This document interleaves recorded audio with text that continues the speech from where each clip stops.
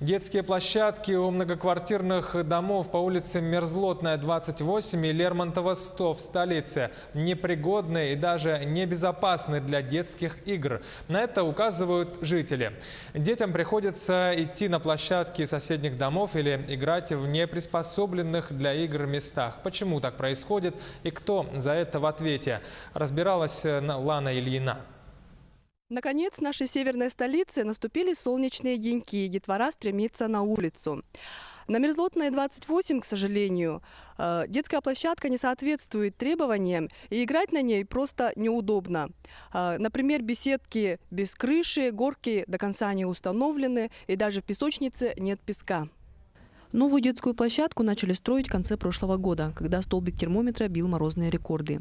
По словам жильцов, рабочие вывозили снег и сразу стелили наземное покрытие. Зима прошла, и сегодня игровая площадка – сплошная неровность. С глубокой осени 2017 года, то есть прошлого года,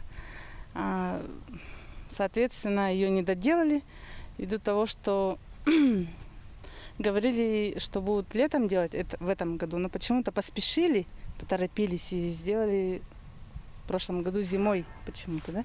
Вот как видите, постелили неровно, все криво, качелей нету, горки нету, соответственно, дети как могут играть. Площадку строили по программе формирования комфортной городской среды. Деньги поступили только в конце прошлого лета. Средства нужно было освоить до конца года, поэтому обустройством игровой зоны занялись зимой. Главное освоить, а дальше будь что будет, возмущаются жильцы. Организация подрядчик приступит к завершению уже работ и устранению тех недоделок, которые были допущены в предыдущем году. Об искусственном покрытии только мечтает на Лермонтова 100. Игровая площадка небольшая, абсолютно не предназначена для детей. Кто недовольны этой площадки, потому что торчат вот эти глыбы цемента.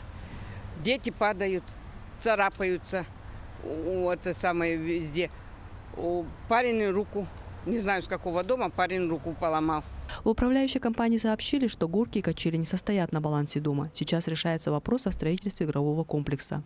Когда ждать? Ответа нет. Появляются новые кварталы, детские площадки, благие намерения. Однако в обоих случаях недостроенные и разбитые игровые зоны подтверждают, слова не скоро перейдут в дела. Лана Ильина, Владимир Павлов, Якутск.